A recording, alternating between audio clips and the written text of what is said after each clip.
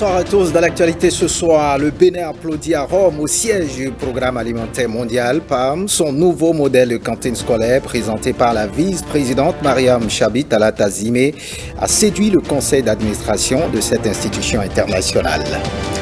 L'examen du baccalauréat session de juin 2022 a démarré ce lundi matin sur l'ensemble du territoire béninois. Plus de 117 000 candidats vont à l'assaut de ce diplôme. À suivre le point de nos reporters. Et puis l'emploi des jeunes, une préoccupation de la jeunesse du bloc républicain. Elle s'est entretenue à cet effet avec les étudiants de l'université d'Abomey-Calavi. Ils ont été conviés à l'entrepreneuriat innovant.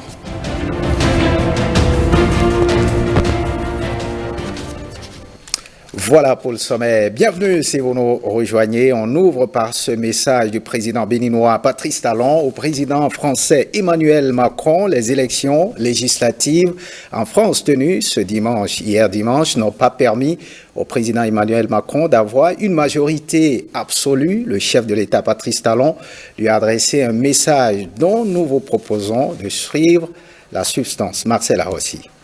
Cher Monsieur Macron, les résultats des élections législatives, quoique mitigés pour vous et pour ensemble, demeurent un moindre mal. Bien au contraire, ils marquent ce tournant parfois nécessaire aux grandes nations qui ont besoin de se réinventer dans les moments difficiles. Le monde va mal et la France n'est pas épargnée. La routine et la sérénité ne sont peut-être pas les meilleurs atouts pour la France en ces circonstances-ci. La France a besoin de se réinventer politiquement pour préserver sa grandeur et ses acquis, voire satisfaire ses attentes. C'est une nouvelle dynamique et un nouveau génie qui vous interpelle personnellement, cher président Macron. Je n'ai pas de doute que vous disposez des moyens pour y parvenir, notamment le doigté et la clairvoyance nécessaires. C'est la marque des grands hommes.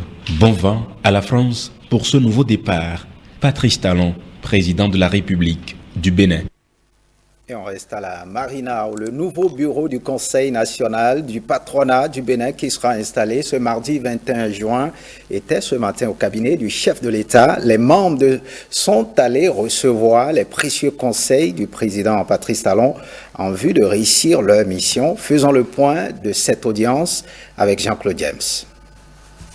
Au nom de tous les chefs d'entreprise du Bénin, les portes de la présidence de la République leur sont ouvertes le temps d'un tête-à-tête avec le chef de l'État. Une audience qui intervient à la veille de leur installation en tant que membre du nouveau bureau exécutif du Conseil national du patronat du Bénin. Nous venons de faire une excellente réunion avec le chef de l'État. L'objet essentiel, c'était d'abord de venir nous présenter.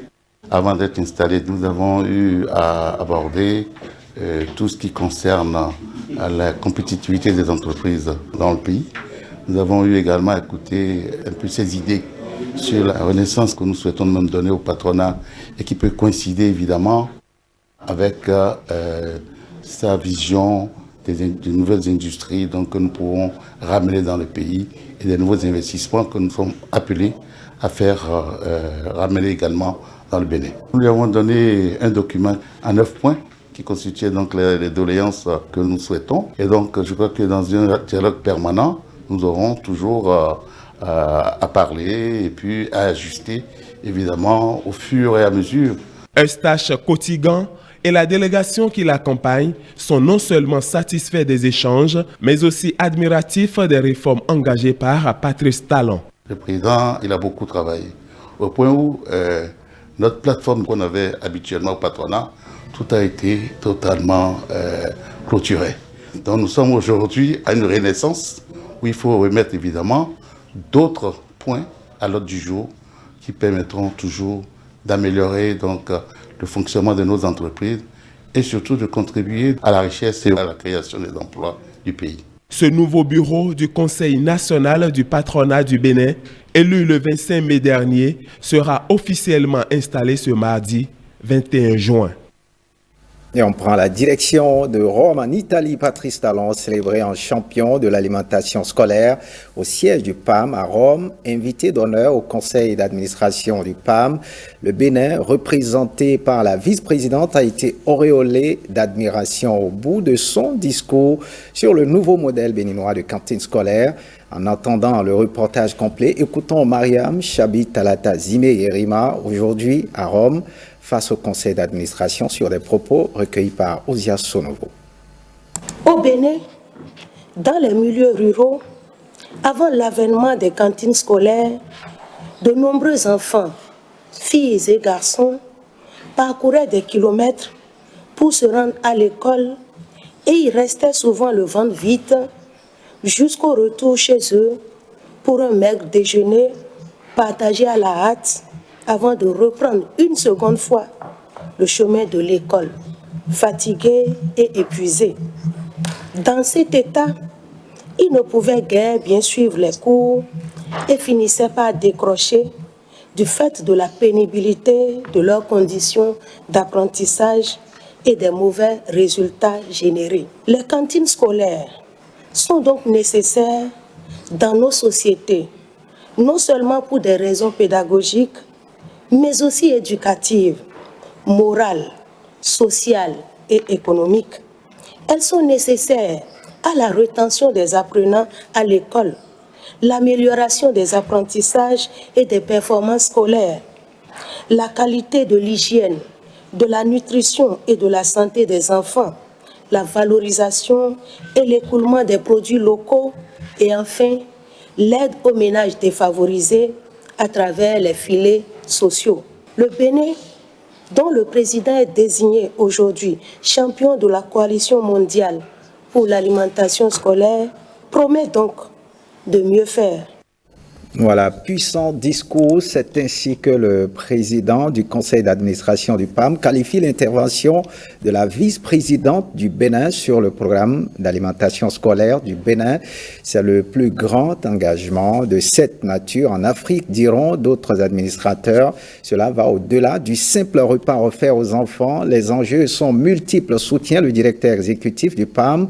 On écoute David Besley, interrogé par Osias Sonovo. Investir dans l'alimentation scolaire, c'est investir dans le futur. Et c'est un investissement essentiel, quels que soient les aléas, les crises et tout ce que vous avez cité. Je dois vous ajouter que investir dans l'alimentation scolaire, c'est créer des opportunités pour que les familles se prennent en charge elles-mêmes. C'est créer des opportunités également pour le développement agricole, pour la production ouvrière. Et ça n'a pas de prix.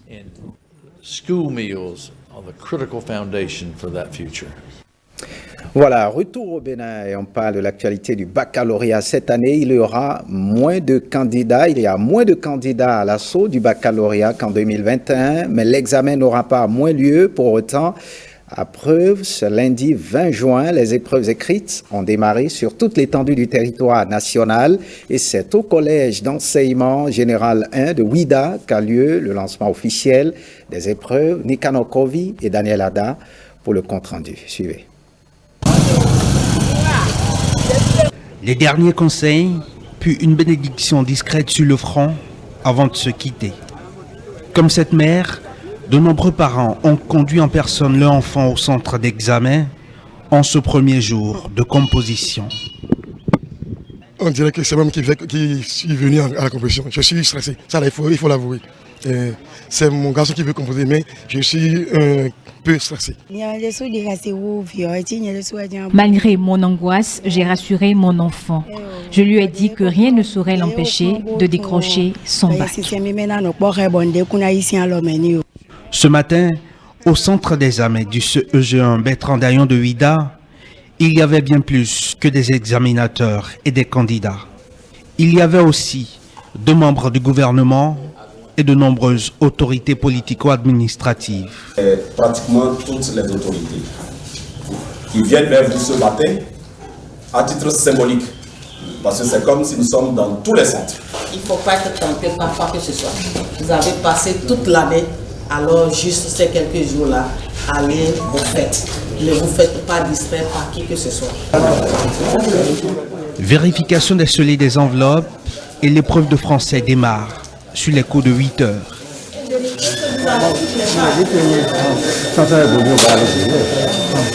Sur toute l'étendue du territoire national, 77 416 candidats partent à l'assaut du baccalauréat 2022, dont les épreuves écrites s'achèvent le jeudi 23 juin prochain.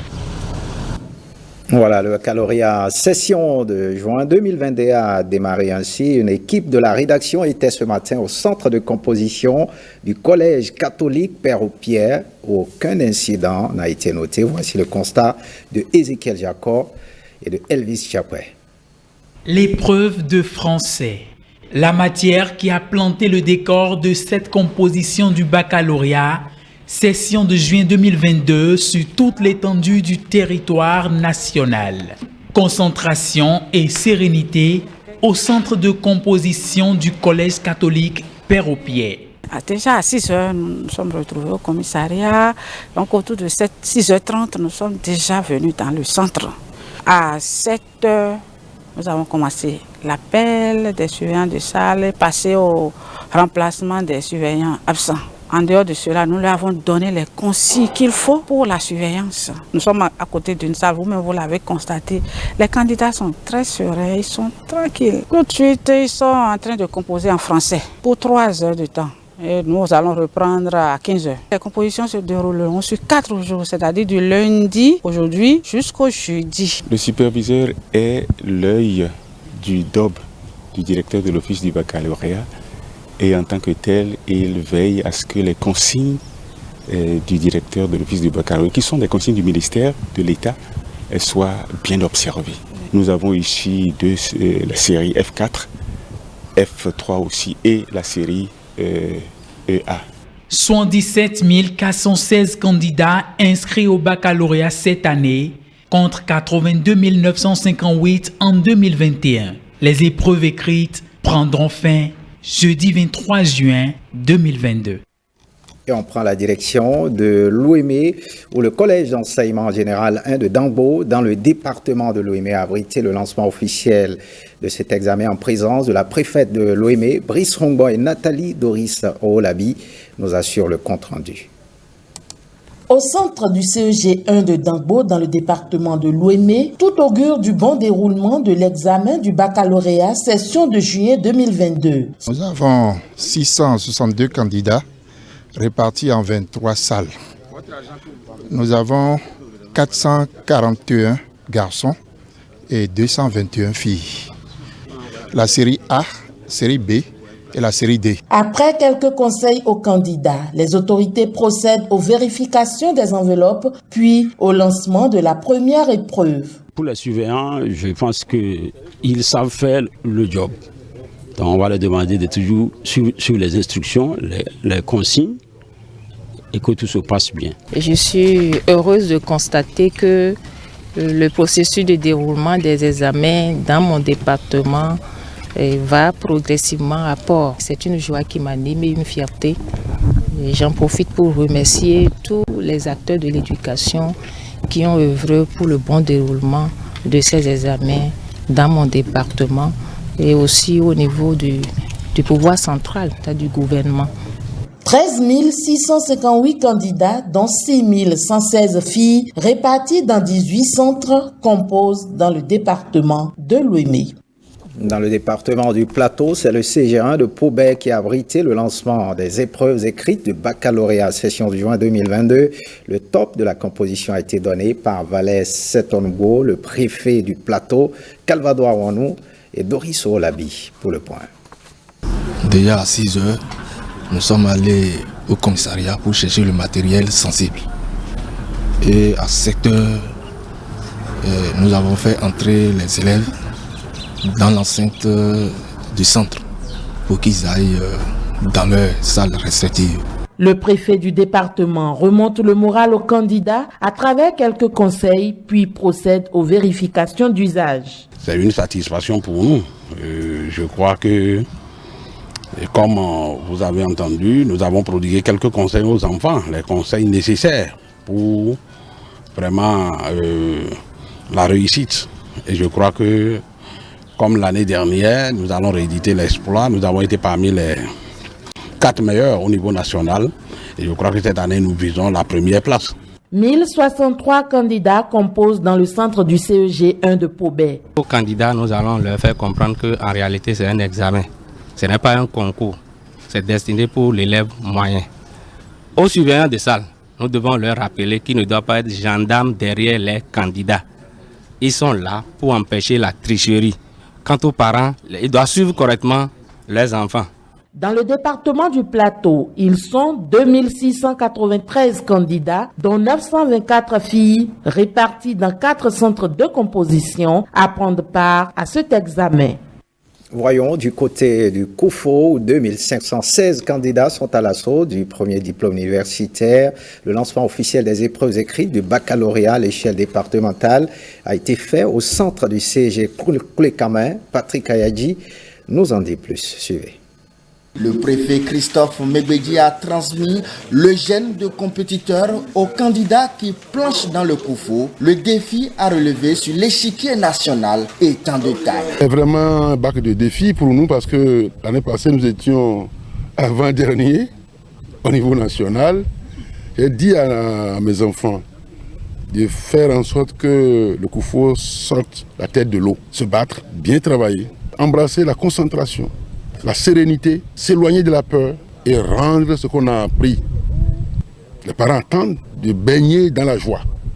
Le gouvernement attend de baigner dans la joie. Qu'on dise qu'il y a plusieurs mentions bien, plusieurs mentions très bien.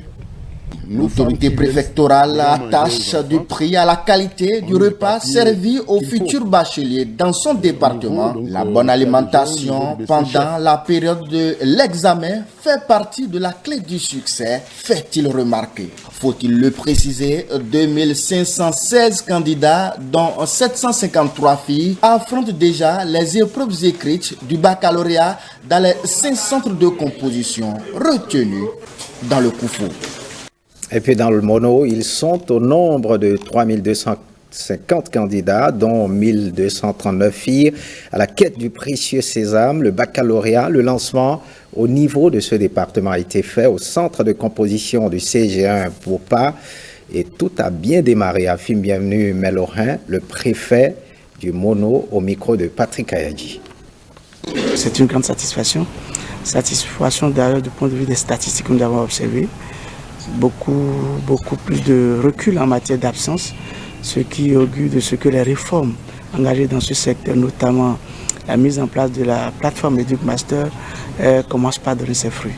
Nous notons essentiellement que ici, à ces examens, c'est beaucoup plus la qualité qui est venue à ce niveau, au niveau des terminales, et nous espérons que les résultats vont nous conforter dans cette conclusion. Et de toute façon, nous sommes satisfaits sur le plan de vue de l'organisation. Et c'est le lieu pour nous de remercier tous les acteurs de cette chaîne qui ont pu mettre les bouchées doubles pour que dans tous les centres parcourus juste là, nous n'avons remarqué aucun incident. Tout ce qui est du point de vue logistique a été mis en place à temps. Le lancement a été unanimement fait à l'heure indiquée dans tous les centres parcourus. Il est nécessaire en ce moment pour nous, les parents, d'être beaucoup plus des psychologues pour nos enfants, pour les aider à apaiser leur stress qu'ils accumulent, leur pression et pourquoi pas l'envie de dépassement qui doit être quand même contrôlée pour éviter un tant soit peu d'avoir le résultat contraire que ce que nous espérions. Le département des collines enregistre 5119 candidats, un nombre en baisse par rapport à l'année dernière où l'on avait 5965 candidats. Aucune difficulté par contre n'a été observée au CG1 de Savet où le lancement a eu lieu à 8 h. Le préfet du département Saliou Obodo a donné le top du démarrage des épreuves. Mirabel Akwaki et Judy Kaela pour le point. Il n'y a pas de majorité. Sur le trajet Carrefour Ubem-Magal-Barika, des candidats remorqués en direction de leur centre de composition. C'est une fierté et en même temps de l'angoisse. Et notre prière, c'est que tout se passe correctement. Et pour que tout se déroule dans les conditions optimales, ici au CG Al-Barika, le chef centre rappelle quelques consignes d'usage aux surveillants de salle. Le premier surveillant là qui va en salle, lui, il prépare la salle. Préparer la salle, ça veut dire quoi? Ça veut dire qu'il faut déjà contrôler l'identité des candidats. Si vous constatez une irrégularité, ne dites pas au candidat d'aller à la maison. Vous vous référez soit au superviseur ou au chef centre. Et nous allons apprécier la conduite à tenir.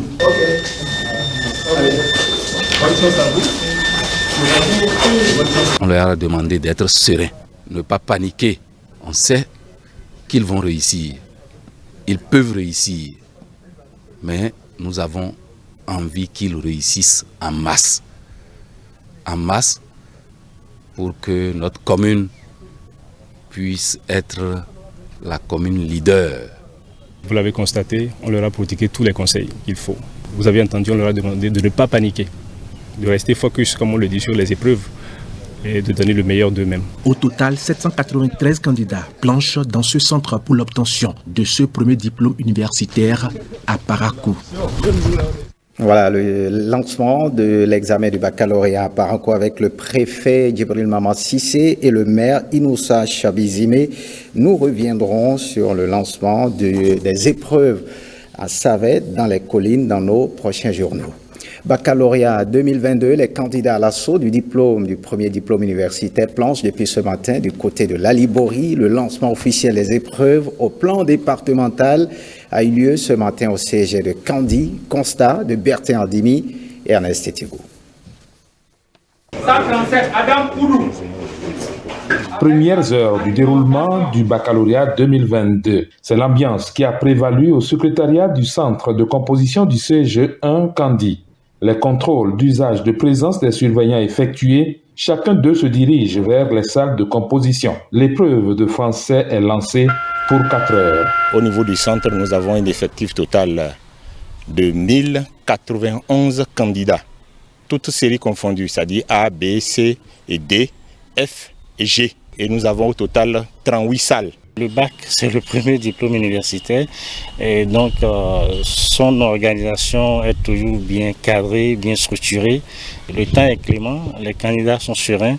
Depuis l'année passée, nos résultats commencent par s'améliorer au regard des comptes performances des dernières années. J'espère que la tendance ne va pas s'inverser cette année et on aura encore de très bons résultats, surtout même meilleurs que par le passé, pour permettre quand même au département de bien figurer sur l'échiquier national. Les candidats composent à Kandi, Banekoara et Malanville pour relever le défi afin de traduire dans la réalité le souhait du préfet de leur département. Autre actualité, ce soir, on va directement dans la Dongao, rentrée politique du parti du Renouveau démocratique. La maison des jeunes de Djougou a accueilli les militants du parti samedi dernier. Voici le compte-rendu de Jocelyne Senaou et Abdullah Fouidrissou.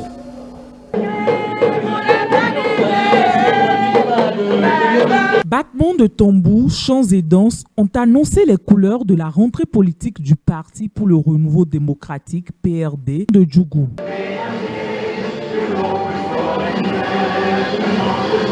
Militants et militantes ont massivement répondu présents à cette rentrée politique autour d'un idéal, autour d'un thème. La thématique de cette rentrée politique PRD dans la commune de Djougou est l'implication des jeunes dans la lutte contre le chômage. C'est pourquoi, lors de cette rentrée politique, nous allons attirer l'attention des jeunes à travers nos différentes cellules sur le mécanisme mis en place par le gouvernement pour lutter efficacement contre le chômage. Il est donc temps de s'oxygéner afin que tout le monde reparte sur de bonnes bases. Nous sommes et nous demeurerons certainement des acteurs indéracinables sur l'échiquier politique de notre pays. Occasion idéale pour l'installation officielle des sous-sessions pour les prochaines joutes électorales.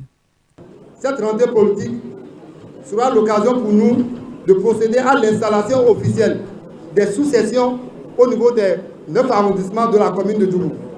Ce travail ne pourra se faire effectivement qu'avec vous et je vous exhorte ainsi à y prendre conscience et à œuvrer désormais au quotidien pour qu'on y arrive. Tchoko Tchoko, on a gagné. Le PRD est actuellement dans une dynamique de remobiliser en fait ses bases qui, pour nous, sont déterminantes et avec lesquelles il faut forcément collaborer pour l'atteinte de nos nobles objectifs. La rentrée politique ainsi lancée, un nouveau soleil d'espoir brille sur le PRD. Voilà, de son côté, le parti FCBE Foscori pour un Bénin émergent s'active aussi en prélude aux législatives. Une rencontre de remobilisation et de fidélisation des cellules FCBE dans les arrondissements centraux d'Abomey-Calavi a eu lieu. Jennifer Sativi et Patrick Imavo nous en parlent.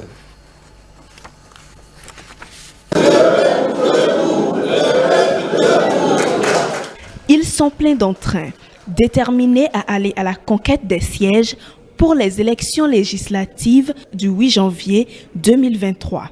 Les leaders du parti politique d'opposition Foscori pour un Bénin émergent lancent une tournée de remobilisation et de fidélisation des cellules FCBE sur l'ensemble du territoire national. Cette rencontre avec les militants de la 6e circonscription électorale s'inscrit dans ce cadre.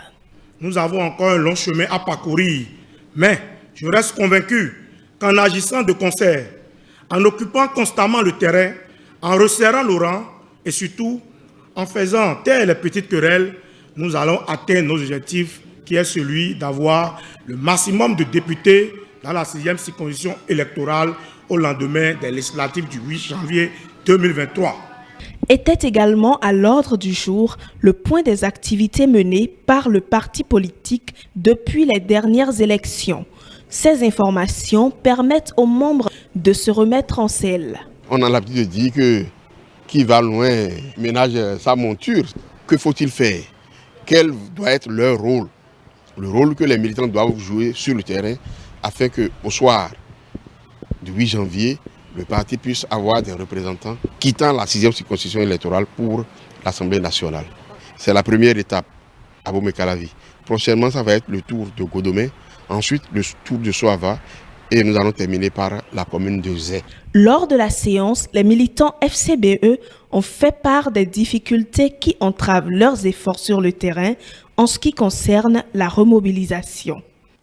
Et on marque un arrêt à la HAC, la Haute Autorité de l'Audiovisuel et de la Communication, fin de la première session ordinaire de l'année 2022 à la Haute Autorité de l'Audiovisuel et de la Communication. C'est lundi 20 juin 2022. Au cours de cette session, 12 rapports ont été examinés et adoptés et 6 décisions ont été prises dans divers domaines. Au nombre de ceux-ci figurent la réglementation des cartes de presse et la préparation de la campagne médiatique des élections législatives de 2023. On fait le point avec Jennifer Sativi et Simon Villon. Ouverte le 24 février 2022, la première session de la Haute Autorité de l'Audiovisuel et de la Communication a connu son épilogue. Au cours des 4 mois de travaux, l'institution, dans sa mission de veiller au respect de la déontologie en matière d'information, a examiné et adopté d'importants rapports. La plénière des conseillers a eu des séances de travail avec le gestionnaire mandataire de l'ANIP qui a accepté d'accompagner la RAC au plan technique dans la réalisation et l'édition des cartes de presse biométriques. Dans la perspective des élections législatives de 2023, des plénières de la session ont étudié et adopté le rapport relatif à l'avant-projet de budget des élections législatives de 2023 ainsi que le chronogramme des activités liées à ces activités. Suite à la présentation du rapport, le président de la HAC a exprimé sa satisfaction. Pour lui, la Haute Autorité de l'Audiovisuel et de la Communication a abattu un travail louable en ce qui concerne les formalités salutaires de l'institution.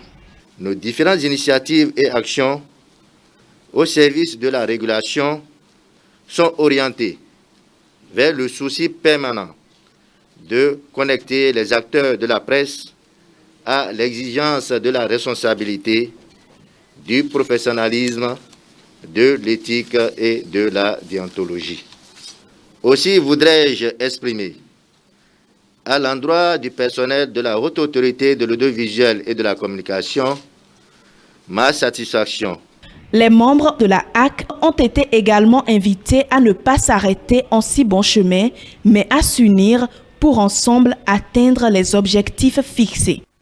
Et on reste à la HAC. 8 stations de radio privées au Bénin obtiennent leur agrément par la Haute Autorité de l'Audiovisuel et de la Communication de façon provisoire. Cela fait suite à la notification du permis d'installation et le contrôle technique effectué sur le site des différentes radios. La licence d'exploitation attribuée par l'autorité de régulation va s'étendre sur une durée d'1 mois à titre d'essai.